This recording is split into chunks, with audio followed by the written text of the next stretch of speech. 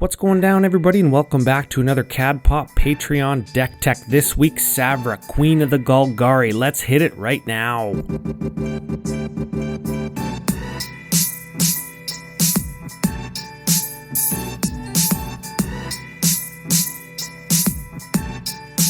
Alright, we are back. Welcome to another CAD-Pop Patreon submitted Deck Tech. This week, Travis Williams' deck. Travis, our newest Patreon supporter, it's great to have you, and it's great to feature your deck.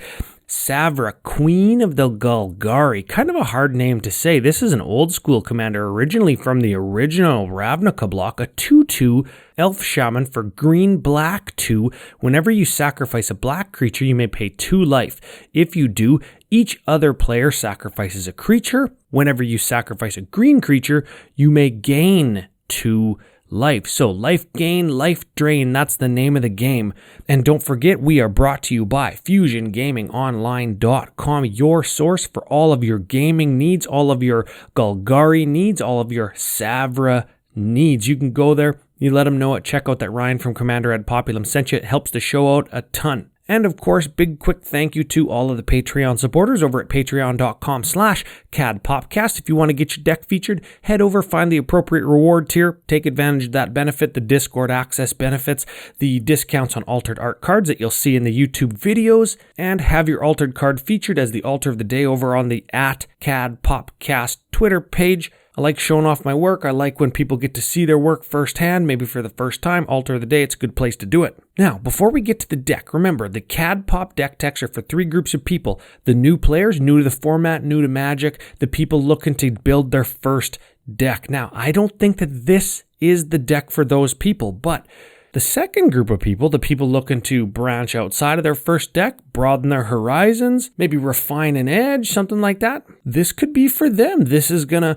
play a reasonable amount of interaction, removal, recursion. It's going to use the graveyard. It's going to do the token thing. All things that we like and appreciate about the Commander format. Now, the third group of people, the long-time people, this deck is going to apply to as well. It's Savra, so it's original Ravnica, very popular. It's Squirrel tokens. Cats out of the bag, or squirrels are out of the bag, if you will.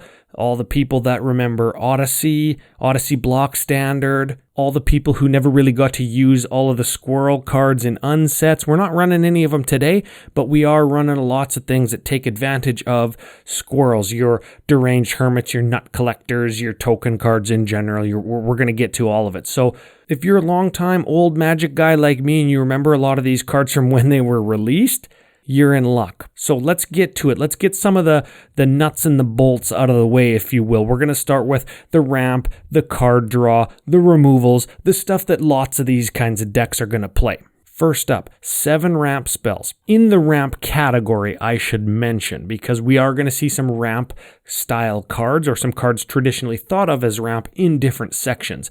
We've got a 3 visits, rampant growth, nature's lore, Farseek, and Cryptolith right at the 2-drop slot, and then at the 3-drop slot we see a Harrow and an Ashnod's Altar. And remember, we're playing a token deck, so we're really going to take advantage of that Ashnod's Altar to really milk it for all the mana that it's worth.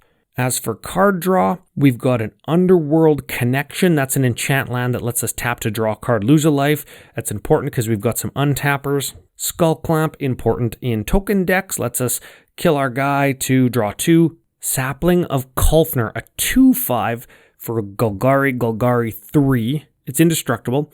Whenever it attacks, reveal the top card of your library. If it's a creature card, you gain life equal to its toughness, lose life equal to its power, then put it into your hand. And this is going to be important later on when we talk about gaining life. You're going to see why this is an important card draw spell. Moldervine Reclamation. Whenever our guys die, we draw a card and gain a life. Lifeblood Hydra. When it dies, we gain life equal to its power. Lich's Mastery? What in the world? Okay, so here's the thing. This is a legendary enchantment from Dominaria. Black, 3. Hexproof. You can't lose the game. Pretty cool line of text right there. Whenever you gain life, draw that many cards. Whenever you lose life, for each 1 life you lost, exile a permanent you control, or a card from your hand, or a card from your graveyard. Okay?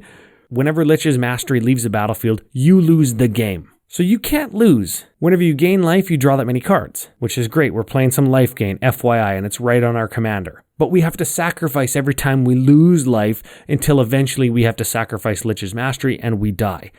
The goal here is gain life, draw that many cards. That's the goal. Anyways, Guardian Project, whenever a non-token ETBs, if it has a different name, we draw a card. Dark Prophecy, whenever a creature we control dies, we draw a card and lose a life. Cosmos Elixir, at the beginning of our end step, draw a card if our life total is greater than our life total when we started the turn, or we gain 2 life. Those are the 2 kind of options on that. So that's kind of a cool new one from Kaldheim. Happy to see new cards get into what I usually interpret as or get told by the submitter that these are their favorite decks, their longtime decks that they want to kind of immortalize with a Decktech on the channel. So to see new cards make it in is pretty cool. Now, our removal, kind of standard: Assassin's Trophy, Beast Within, Murderous Rider, Tribute to Hunger, which is like a removal spell that gains us life, which is great.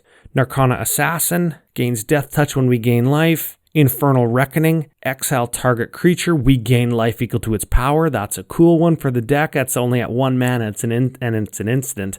Engulfing Slagworm, whenever it blocks or becomes blocked by a creature, destroy that creature, and we gain life equal to the creature's toughness. That's a 7/7 for 7. Bone Splinters, we destroy a creature after we sack a creature. So again, we're just putting creatures into the graveyard, and we're going to see that that's going to be of some sort of benefit. Now, we've got a Necropotence in here that is going to help us draw some cards as well. We've got an Earthcraft in here, which is going to combo with a card that we're going to see make Squirrels. It's a pretty famous combo, and it's one of the reasons that Earthcraft is actually a $200 card. Eesh. Earthcraft is an enchantment for green 1. Tap an untapped creature you control. Untap target land. Okay, cool. We've got some other untap target land cards in here as well. We've got an Arbor Elf, which untaps a card. Krosan Restorer untaps a land. And if we have Threshold, it untaps 3 lands. Rime Tender, it untaps a snowland. Newsflash, we're playing all snowlands. Sculptor of Winter untaps a snowland. Seedborn Muse untaps something every upkeep or during everybody's upkeep. Seeker of Skybreak untaps a creature, and Voyaging Satyr untaps a land. And again, we're going to untap our lands. We're not playing Gaia's Cradle in here, although that would be a great include if somebody just has an extra $1,200 kicking around.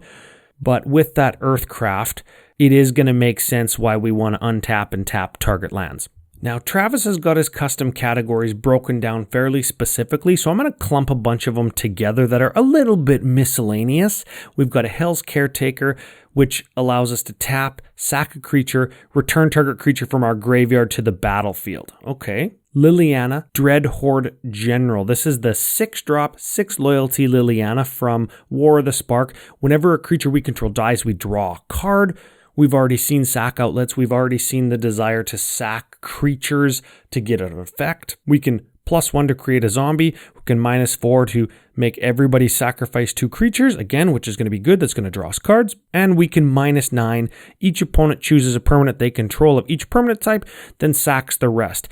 I think mostly we're going to be using this Liliana as like a draw engine when we're sacrificing creatures. And we're going to see there's going to be ways to make infinite mana in this deck with that Earthcraft and some combos that we've got coming up. Before we get to it though, we've got a life gain package in Kukusho the Evening Star. It's kind of like Grey Merchant of Asphodel. When it dies, each opponent loses 5 life and we gain life equal to the total amount of life lost this way. So probably 5 and 5 and 5 from each of our opponents. We gain 15. This is a great one to cast, sacrifice, get back, sacrifice again, and we can maybe gain 30 and all of our opponents lose 10 type thing. Pretty cool stuff. Necropotence draw like 30 cards deep and be at the same life totals when we started the turn. And what's interesting, no Reliquary Tower in the deck. So if we do Necropotence and we end up having to discard, we can get all those creatures back out of our graveyard or some of them with that Hell's Caretaker or any other reanimation type effects that we have or that we're going to see. Anyways, Iker Siddiqui the Usurper. This is a 3/7 for 5 with Menace. Whenever a creature you control deals combat damage to a player, you gain life equal to that creature's Toughness. Okay, so more life gain, more life gain, more life gain. Then Grim Feast, and this is one of those awesome ones that just had like the weirdest art direction from Mirage. This is an enchantment for green, black, 1. At the beginning of your upkeep, Grim Feast deals 1 damage to you. Okay? Whenever a creature is put into target opponent's graveyard from the battlefield, gain life equal to that creature's toughness. Interesting. So we kill your guy, then we get life equal to its toughness. Cool. Switching over to the life drain category, we've got a Veto Thorn of the Dusk Rose. Whenever we gain life, target opponent loses that much life. Okay. And of course, creatures we control gain lifelink for black, 3 as an activated ability. So our squirrel tokens, when we get there, are just going to crash in. We're going to gain a bunch of life. And even if our squirrels block and die, we're going to gain life. So they're going to lose that much life. And because our squirrels are green, Savra, Queen of the Golgari, says whenever we sacrifice a green creature, we gain 2 life. So if we can sacrifice those squirrel tokens before damage is dealt, before combat damage is dealt, we sacrifice them all to Ashnod's Altar or whatever sack outlet, we can gain life a bunch of times. Now all of a sudden our 1/1 squirrels, through Savra, through Veto, start doing 2 life drain. Very cool, because they're causing us to gain life. Very cool. And if we have our other life drain card out, Sir Conrad the Grim, whenever those creatures die, our opponents are going to lose life. More specifically, whenever another creature dies, or a creature is put into your graveyard from anywhere other than the battlefield, or a creature card leaves your graveyard, Sir Conrad deals 1 damage to each opponent. So if something's going in or out, Sir Conrad's going to see it. They're going to drain. That's awesome. And each player mills a card for black 1. Theoretically, you could pump infinite mana in this deck into that card to mill everybody. You could do that. You would mill yourself, so you'd want to make sure you have more cards in your library. But if you are savvy and just keep track of who drew the most, you could actually just win with that card. On to the next category, and I like this one. It's called Beefy Boys. This is Ageless Entity, a 5-drop 4/4. Whenever you gain life, you put that many counters on it. Pretty cool. Bloodflow Connoisseur. Sacrifice a creature, put a +1 counter on Bloodflow Connoisseur. Bloodthirsty Aerialist. Flying. Whenever you gain life, put a +1 counter on Bloodthirsty Aerialist. And finally, Carrion Feeder. Sack a creature, put a +1 counter on it. So we're going to be sacking things left, right, and center. We're going to be gaining life. We're going to be paying 2 life. If any of the sacrificed creatures we sacrifice are black, we can pay 2 life. And remember, each other player then sacrifices a creature. That's right on Savra, and that's pretty cool. Moving over to the sack outlets, Altar of Dementia, sack a creature, they mill cards equal to its power. Blasting Station, tap, sack a creature, deals 1 damage. Whenever a creature enters the battlefield, we untap Blasting Station. Let's see if we can combo with that one. Bushmeat Poacher, 1, tap, sack a creature, gain life equal to that creature's toughness. Again, we're gaining life. And then we draw a card. Doomgape, this is a 7-drop 10/10. At the beginning of our upkeep, sack a creature, gain life equal to its toughness. We're recognizing a theme here. And then finally, Yawgmoth Thran Physician. Protection from humans, 2 4/4. We can pay a life, sack another creature, put a -1 counter on up to 1 target creature, and draw a card. So if we're sitting at like 80 life, which we might be, we can just start paying life, sacrificing squirrels, mowing down the field, -1ing literally everything that isn't ours, and drawing cards in the process. So this guy could rip through our deck if we have a reasonable amount of life. And then finally, with all those cards we drew from him, or Necropotence, whichever we have, we can go black, discard a card to proliferate. If somebody's open and we've got that Ageless Entity out that already is like a 20/20, we can just proliferate by discarding like 40 cards and paying 80 black mana, and make that Ageless Entity like a 60/60 if there's an opening, and just plow through and kill somebody. Very cool. But that isn't the reason that this deck was sent in. All this stuff seems really cool. We're sacrificing, we're gaining life, we're draining life, we're really doing the Golgari thing. But this is how it's all possible. We've got squirrel cards. And I'm not really a squirrel guy. I think they're kind of cute and all, but they're not my thing. And they weren't my thing back in Odyssey Day when I was like a newer player either. I was a little bit more into the graveyards, the sacrificing, the bad guys, the Phyrexians, the invasion of Phyrexia. Remember Invasion back in the day? Well, this deck kind of marries those two things because squirrels are a popular and beloved tribe. And now we get to sacrifice them and gain life and maybe even combo a little bit. So let's see here. We've got an Acorn Catapult. Pay 1, tap, deals 1 damage to target creature or player. That creature's controller puts a 1/1 squirrel onto the battlefield. So we just target ourselves because we're at 80 life. We get a squirrel. Acorn Harvest. 4-drop, you get 2 squirrels. You flash back to cast it again. Pay 3 life. Get 2 more squirrels. Creekwood Liege. This is kind of just a token card more than anything. Your black creatures, your green creatures, they both get big, but at the beginning of your upkeep, you can put a 1/1 black and green worm creature token onto the battlefield. What's important is the creature token is black and green, so we can pay 2 life to make everybody sack a creature, and we can gain 2 life from Savra. We don't go up or down, but everybody sacrifices a creature when we sacrifice this worm creature token, so good include. Deep Forest Hermit, when it enters the battlefield, we create 4 green squirrels, and other squirrels get +1/+1, but it has vanishing 3, so it dies in 3 turns. The same is kind of true of Deranged Hermit. It's got Echo, though, so you have to pay its mana cost twice, like on consecutive turns, but it enters the battlefield, we get 4 squirrel tokens, and other squirrels get +1/+1. So our squirrels are starting to beat. We've got a doubling season, so everything I said about the last few cards, just double it. We've also got a parallel live, so you can quadruple it. Very excellent. Now, Druid's Call, check this out. This is an enchant creature, green 1, from Odyssey back in the day. Whenever enchanted creature is dealt damage, its controller puts that many 1/1 green squirrel creature tokens onto the battlefield. Very cool. So you maybe enchant this on one of your big blockers and you just block, and if you block, if they attack you, you're just going to get like 10 squirrels, 8 squirrels. You can sacrifice those, turn those into mana, turn them into life, turn them into any kind of resources that are going to help perpetuate what the deck's doing. Very good include. Griswold the Dread Sower. At the beginning of your end step, each player creates a 1/1 green plant creature token, and whenever a creature token dies, put a +1/+1 counter on Griswold. So again, +1 counters, we can proliferate those with Yawgmoth. Tokens, pretty cool.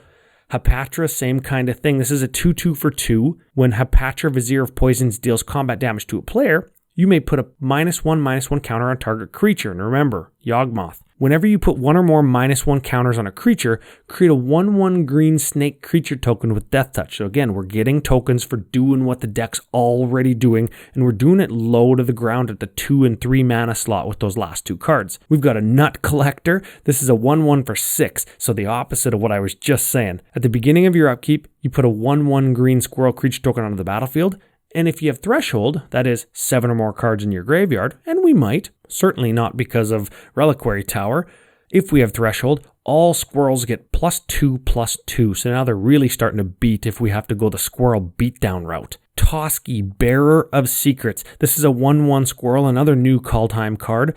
Green 3, can't be countered, indestructible. It attacks each combat if able, which is great, it can't die. Whenever a creature we control deals combat damage to a player, we draw a card. So another instance of card draw, and it does kind of belong there, but it is also a squirrel creature type, so it does belong here as well. I just wanted to mention it kind of in both categories, but I chose to do it here. We've got a Wolverine Riders. This is a brand new one from Zendikar Rising Precons, a 4/4 for 6 at the beginning of each upkeep. You create a 1/1 green elf warrior creature token, and whenever another elf enters a battlefield under your control, you gain life equal to its toughness. And we are playing a bunch of elves, a bunch of the untappers, our commander, a bunch of the cards in the maybe board, so there's all kinds of opportunity to gain life off of this card, and it's facilitating our token plan. Very good. Now, last card in the squirrels category is Squirrel Nest. This is an enchant land that says enchanted land has tap, create a 1/1 green squirrel creature token. This is the card that goes infinite with Earthcraft, whereby you enchant this onto a basic, you tap the basic to get a squirrel, you use that squirrel by tapping it to untap target basic land, says Earthcraft, and you create another squirrel, use the new squirrel to untap the enchanted land. Tap the enchanted land, get a new squirrel, use the new squirrel, so on and so on. Because the Earthcraft just tells you to tap a creature, and it doesn't actually give the creature the tap ability, you can do it even though your squirrel has Summoning Sickness. And it's great to play Earthcraft in a token deck because you could just continue to untap your basic and like make a bunch of mana off of it. And you can use mana that you do that with, like on a Kukusho or a 6-drop this, 7-drop this, whatever. It's all great. But when we're continuously untapping, we're making infinite squirrels. And when we have infinite squirrels and some amount of life gain, we can start sacrificing to mow down our opponent's team with Yawgmoth and draw cards. Eventually, we'll draw into Altar of Dementia, where now we can sacrifice all those squirrels we made to mill our opponents out. Now, do you remember that blasting station and that underworld connections? This is how we start to combo the whole deck together because we can enchant the same land that has Squirrel Nest on it with underworld connections. And if we have a parallel lives and if we have a doubling season, now we're getting 2 squirrels. So we can untap that land twice. We can draw a card from it once. We can make 2 squirrels from it once or 4 squirrels from it once. Or we can use our 2 or 4 squirrels to untap different basic lands. Let's say the Squirrel Nest is enchanting a forest. We can also untap a swamp, and all of a sudden, this is how we start to make infinite mana for Conrad. This is how we get infinite untaps on our blasting station. This is how we get infinite sacrifice for our Yawgmoth. Whenever we're sacrificing green squirrels, we're gaining 2 life, so we can pay life into Yawgmoth. We can pay black into Yawgmoth. We can draw our whole deck because we don't care about the life loss from the underworld connections anymore. The whole deck is tied together with Earthcraft and Squirrel Nest. That's why that combo is so famous.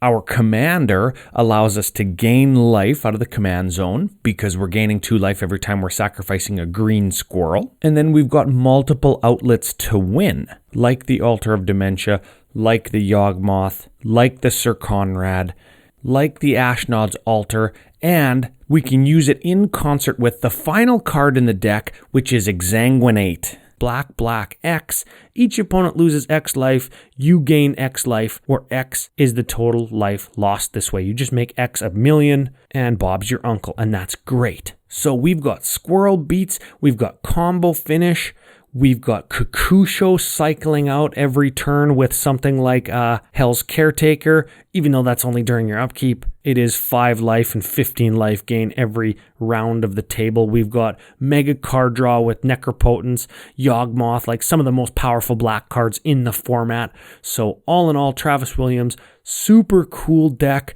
You said in your write-up when you sent the deck in that you thought that it might be a little bit removal light. I disagree because it is a combo and it does need a certain amount of card draw to kind of work. You do need to dedicate those slots to drawing, finding the combo. Don't forget we've got that underworld connections, right? That lets us draw cards attached to a land so we can untap with some of our untappers, kind of maximizing our mana and card draw all at the same time. So you need all that stuff in a combo deck. And I think the deck's great, well built, obviously a long time deck, a lot of thoughts gone into it, the mana base, the creatures, the card draw, exactly this card, exactly that card. And it feels cohesive as a result. It takes advantage of the commander's 2 separate abilities and their creature type. It balances both colors well, so you don't need a super expensive mana base. It checks all the boxes for the players that are looking to expand their arsenal and improve their general idea about the format of Commander. So, Travis, thank you for sending it in. I appreciate it. If anybody else out there wants to have their deck featured, you can head on over to patreon.com/cadpopcast, find the appropriate reward tier and pledge and help the show grow and help these videos come to all the viewers that watch them, help the podcast that we launch every Wednesday with no video, but the Patreon certainly does help that as well. If you want to let me know how you thought the deck was, give me any ideas, thoughts, or just engage in general at CadPopcast on Twitter, Commander Ad Populum Facebook group. You can send in your own deck or your own community show topic to cadpopcast@gmail.com. And final big thank you goes out to FusionGamingOnline.com, your source for all of your Golgari needs, your Squirrel needs, your gaming needs in general. Very much like working with those guys, and they're a great not only online store but LGS. So certainly check them out. Links to them in the show notes below. That's all I got for this week, everybody. I will see you next Wednesday.